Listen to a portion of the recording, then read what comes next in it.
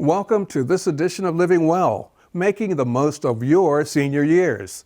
I'm your host, Terry Troyer. Oftentimes, our senior years give us the opportunity to pursue lifelong dreams and delve into passions that we were only able to touch on in our younger years. On today's show, we'll introduce you to seniors who are living life to the fullest and not letting age put a damper on their interests, their talents, or their dreams. We'll fill you in on the latest athletic craze. It's called pickleball, and it's designed for every age, every skill level, indoors or out, and as much fun as you can imagine. If cooking is your passion, we'll show you how to prepare a healthy version of one of the best comfort foods known to man, meatloaf. Our fitness guru, Val Collins, is back with some tips on how to navigate your local fitness center and how to make sure your workout is not only safe, but geared to your body. We'll discover the most frequently asked questions seniors have about retirement legal issues. Then, we'll catch up with Adrian Albadress, who will walk us through some new legislation called the Secure Act and what it means to your retirement plans. But first, whether you sing in the shower, sing with your family, or sing professionally, you know how rewarding singing can be. Well, one of the best examples of the joy of singing can be found right here in Harford County. Let's drop in on a rehearsal of the Upper Chesapeake Chorus of the Sweet Adelines. Well, now the world's all right, everything's swinging long as I'm singing my song, now just as long. The Upper Chesapeake Chorus is a women's barbershop chorus. We sing barbershop-style a cappella harmony. In a crazy ding-dong, ding-dong, and if this band... And that's a very special kind of singing, and it's also one of the only American art forms is barbershop. As I'm singing my song, give me the strong... And the harmonies, the chord ranges in barbershop really create what we call an overtone, where you hear a fifth note that's not being sung. It's the physics of sound. Digging in as long as I'm singing, then the world's all right. And when it comes together and everybody's singing correctly on the same vowels, this note will go up above you. Now, not everyone can hear overtones, but you can feel them. It's that goosebumps you get. It's that you almost feel a vibration.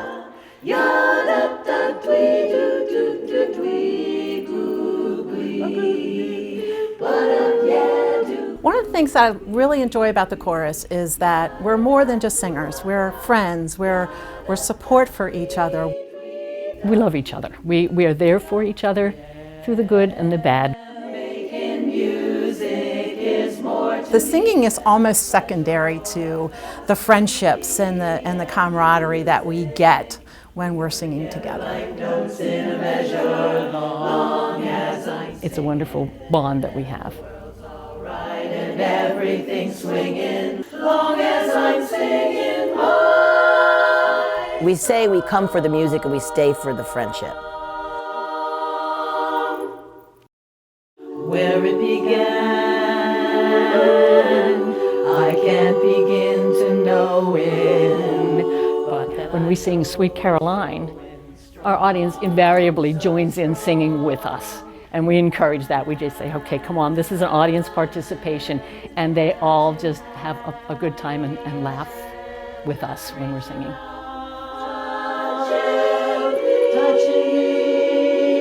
Touching you, oh, sweet. The pleasure that I get and the pleasure that I give to people who are listening to me or singing with me, that is why I've been doing this for 45 years, because it's part of me. When you start singing together and you're making that harmony, there's nothing better than that.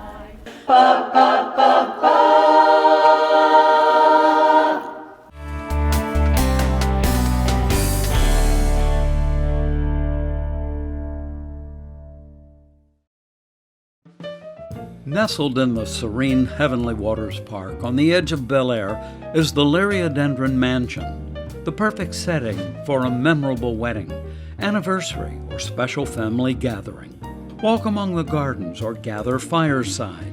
Any time is the right time to plan an elegant event at the Liriodendron Mansion in Bel Air, Maryland. Call to reserve your date now. Visit Harford. Welcome back to Living Well, making the most of your senior years. Here's a question for you. What sport combines the elements of tennis, badminton, paddleball, and table tennis, and is currently all the rage among people of all ages? If you answered pickleball, you get a gold star on your forehead. Pickleball is taking the country by storm. It started back in 1965 as a way to get every family member playing a sport together. But you won't get an idea how much fun pickleball really is unless you get out there and play. So let's head over to the Churchville Rec Center, where a group of committed pickleball players are strutting their stuff on the pickleball courts.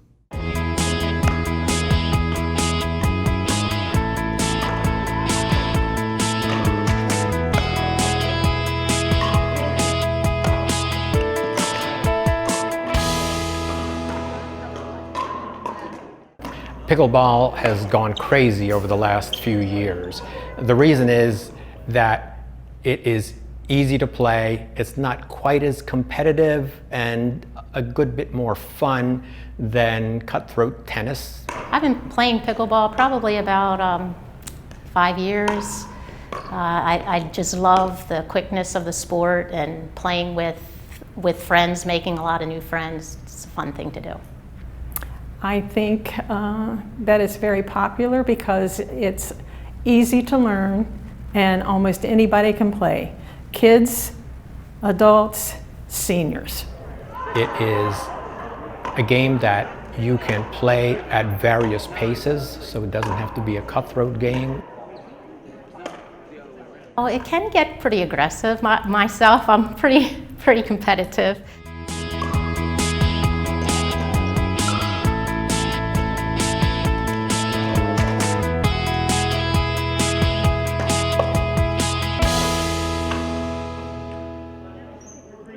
Pickleball is a very easy game to equip yourself for. In pickleball, you use a paddle and a wiffle ball, and that's it.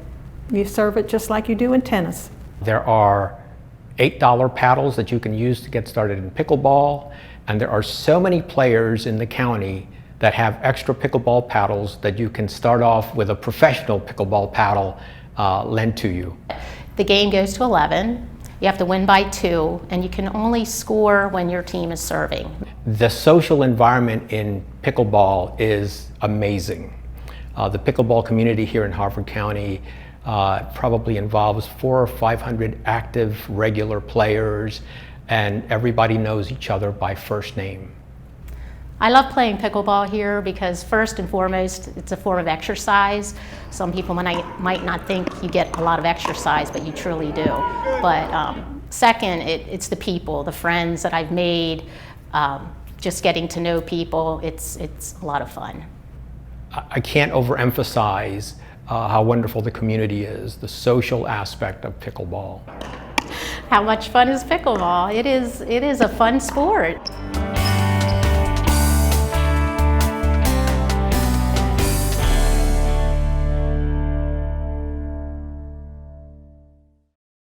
As we get older, we often have to make changes in our dietary habits, reducing fats, eliminating salt, and cutting back on all that sugar. Just because we have to make some changes doesn't mean we have to compromise on flavor and texture, and it certainly doesn't mean we have to give up on some of our favorite comfort foods. Let's drop in on one of Aberdeen's newest restaurants, Cafe Michelle, and get some guidance on how to make one of my favorite meals, meatloaf. But let's do it the healthy way. Great tasting food is a lifelong pleasure, and you should never have to sacrifice flavor or texture. Today at Cafe Michelle, we're doing a turkey meatloaf with a brown sugar glaze. Let's go into the kitchen. Here in the kitchen is where the magic happens, and today we're doing our turkey meatloaf with brown sugar glaze. We're gonna start with 1 pound of ground turkey and add that in. 1 teaspoon of kosher salt, 1 teaspoon of black pepper, 1 teaspoon of dried minced garlic, 1 teaspoon of minced onions, a teaspoon of paprika, 1 teaspoon of dried parsley, a teaspoon of ground cumin, and then 1/4 teaspoon of dried thyme.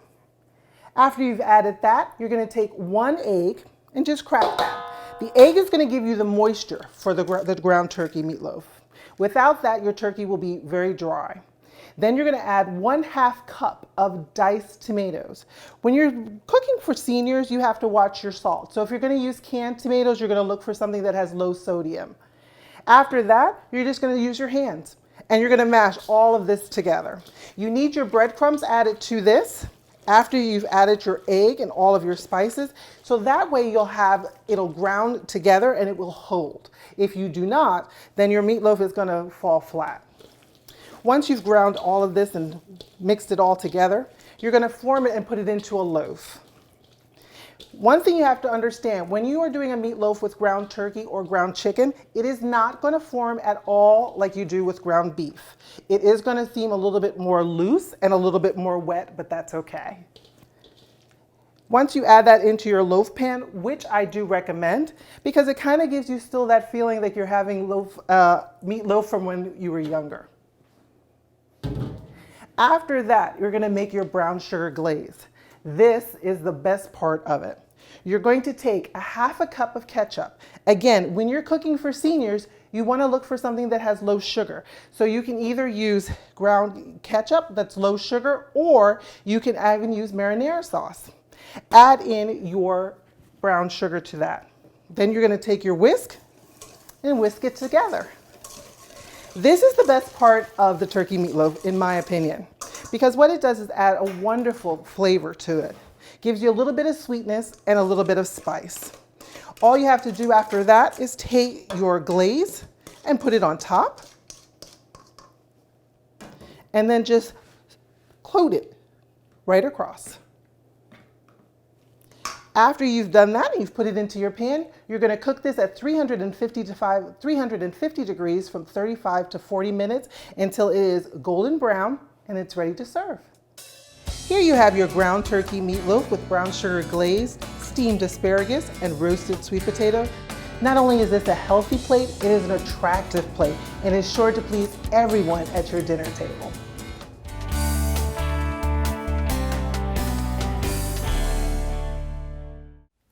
We all know how important keeping physically fit is, and one place to really get into fitness is at your local gym or fitness center.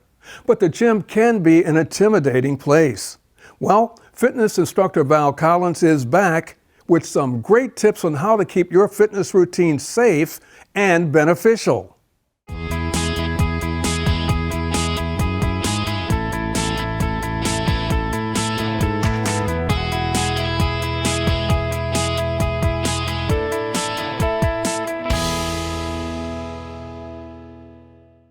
Hi, Dr. Val Collins again, and welcome back. So today's segment is going to be filmed in a gym, as you can see, and we're going to look at 3 or 4 pieces of equipment for balance, for flexibility, for mobility, and for strength. Perhaps you have a piece of this equipment at home, or you're looking at purchasing it. You know, you can always go to your local gym and ask the staff members there to help you to understand a little bit more about these pieces. Well, let's look at the benefit of the exercises with what we have for you today. Let's get started. We're on the rower. I love rowing.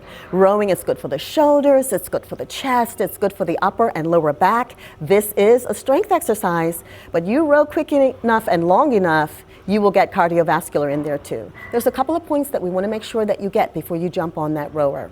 Number 1, you want to make sure that your feet are securely inside of the grips. So make sure that once your foot is in, you pull on those straps so that they're secure right across the toes. Next, when you come forward to grab that rower, you still have your knees bent before you start. This is where we start the row. Pulling in, pushing with the legs, reaching forward, softening the knees. If you want to intensify, pull harder. Come forward quicker. Build up your pace as you go. Make sure you have that water bottle handy for that break, because hydrating is very important to exercise. It helps to get the oxygen to the muscles as you work out. And you might want to start drinking on the way. Happy rowing.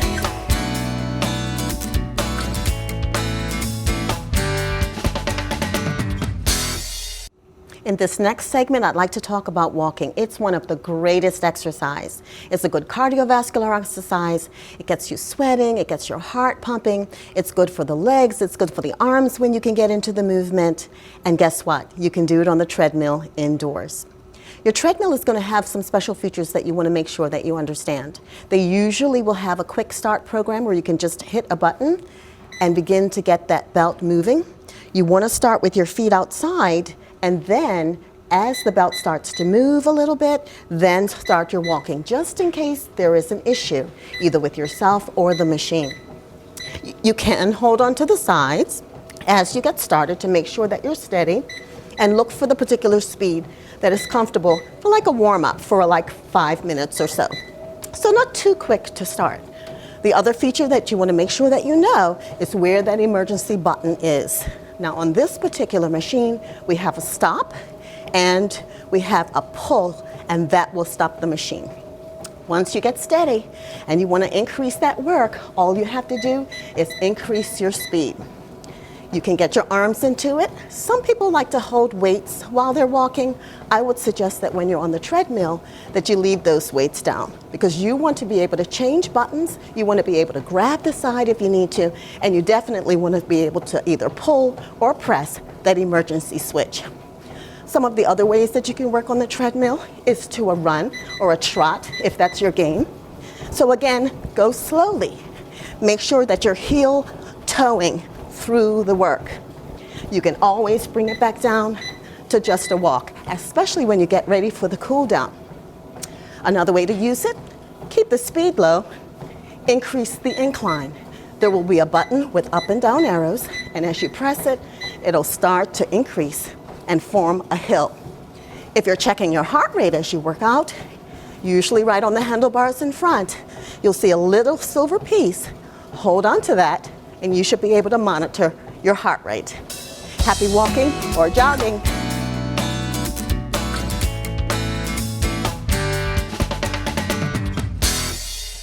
The workout's not over. We now have the recumbent bike, and it usually has a place for you to put your beverage, so I'm gonna sit that right there so I can hydrate as I go. One of the reasons I chose the recumbent bike is it's usually easier for seniors, especially with hip and knee issues, to push forward rather than pushing down. So today we're going to look at some strength and some cardio on the bike. One of the first things that you want to know is where the handle is to adjust the seat.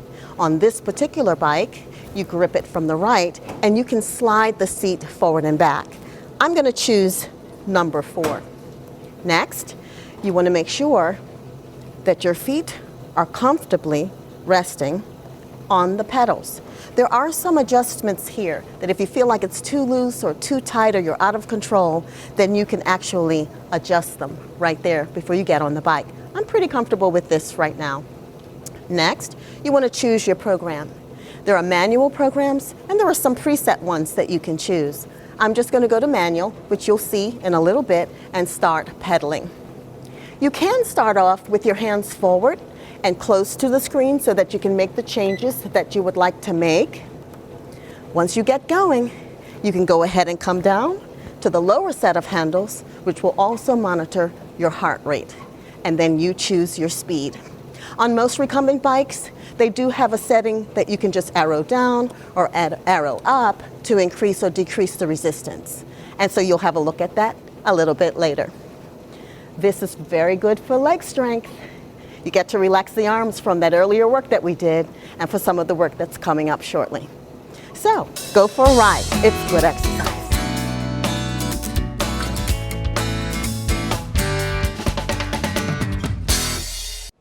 We're in our final segment. Aren't you glad? You don't have to do them all at once. Here I'm holding a band, a very versatile piece of equipment. This is like a gym in a bag. You can carry it with you even as you travel. You can work your upper and lower body with it. So let's look at a couple of exercises. One of them that you're very familiar with is the bicep.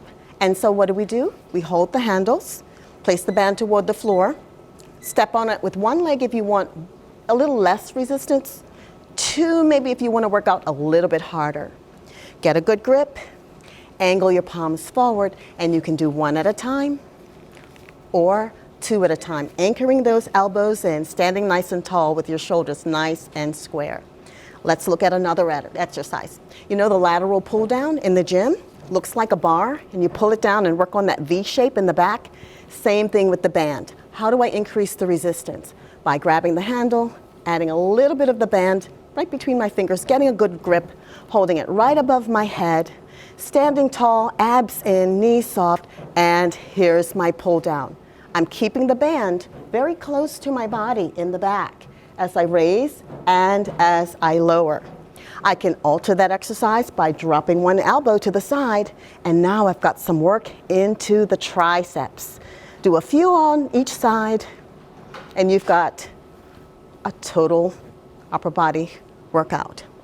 We can add to some of the work in our upper back. Just bring that band forward, and as you open through the pinky, squeeze into the upper back. Get that little pinch that we talked about earlier when we were on the rower. How about the lower body, you may ask? Okay, here are the handles. Drop it to the floor.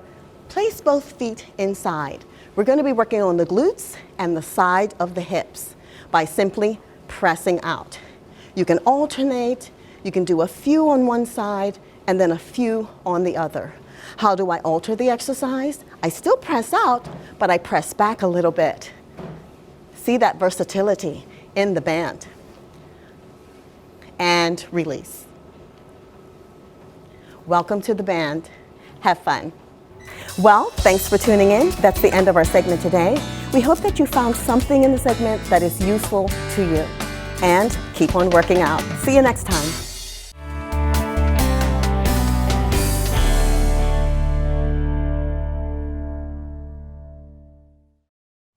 Getting our legal house in order is an important step as we enter into retirement, and that comes with lots of questions. So, we've enlisted the help of attorney April Ishak, who's here to help with all those frequently asked legal questions.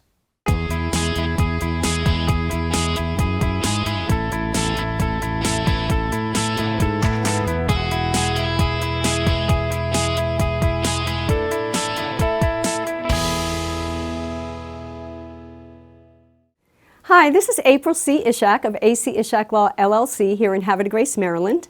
I'm here today to talk to you about some elder law and estate planning matters that you may want to consider as you enter your retirement years. One of the questions my clients ask me is, what types of legal documents should I have? I tell them 3 most important for your estate planning needs are a power of attorney, advance medical directive, and a will.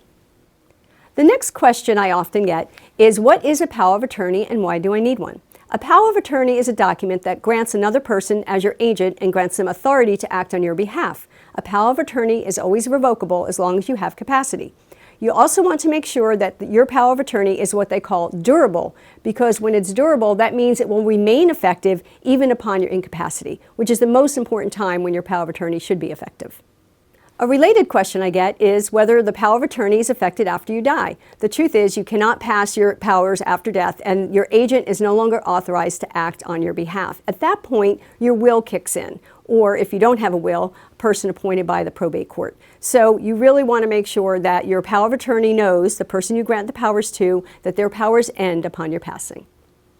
Another question I get is whether a living will and advance medical directive are the same thing.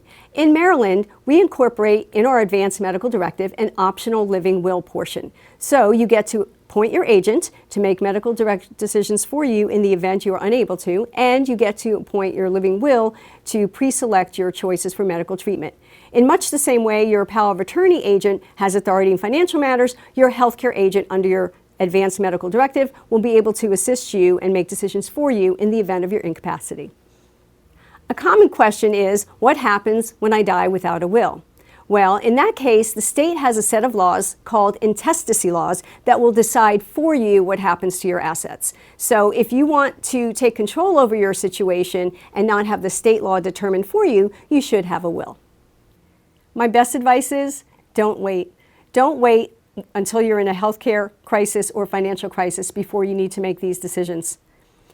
What I've told you today cannot substitute for real legal advice. Each person's situation is unique. You should contact a qualified attorney who practices in elder care law or estate planning law, or you can contact the Harford County Bar Foundation, which provides referrals and other resources that might suit your needs.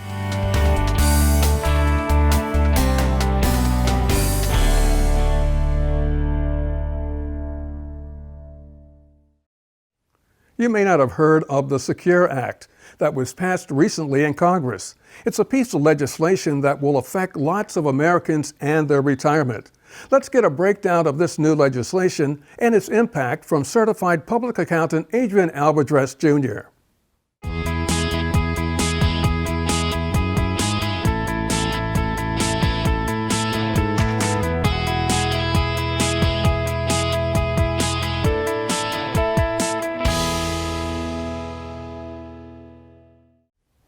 Hi, my name is Adrian Albadress Jr. I'm a CPA, and I wanted to let you know that 2020 is a big year for retirees because recent legislation was passed called the Secure Act.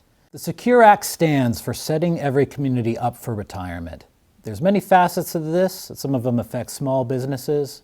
There's a lot of rules, but I really want to focus on what affects retirees. So, how does the Secure Act affect your retirement account? Excellent question. In the past, you may be aware that you're required to start taking distributions from your retirement account at a certain age. In the past, that was age 70 and a half. You had to start taking money out. Now, it's age 72. So you have a little bit longer before you're required to take money out of your account. For some people, if you're trying to defer your taxes, this is a benefit. Another good thing is that if you're still working, you could still make deductible contributions to your traditional IRA after you turn age 70 and a half. So that's a big change that benefits people who are working into their later years. Another question you'll need to ask yourself about the new Secure Act is how it'll affect your beneficiaries. If it's your spouse inheriting a retirement account, the rules are the same. They could take it over just as if it was their own retirement account. But it's different for non-spousal beneficiaries.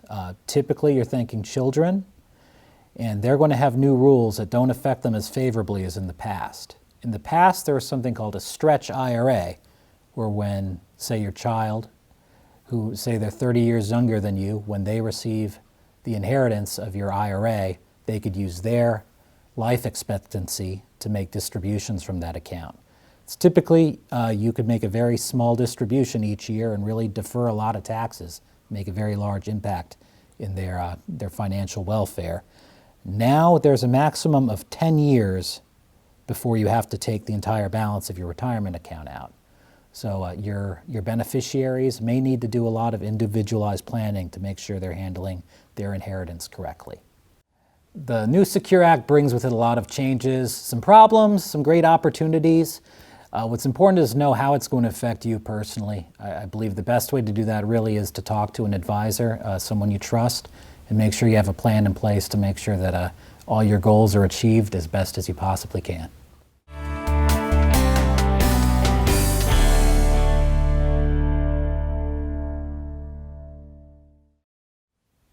Thanks for joining us on this edition of Living Well.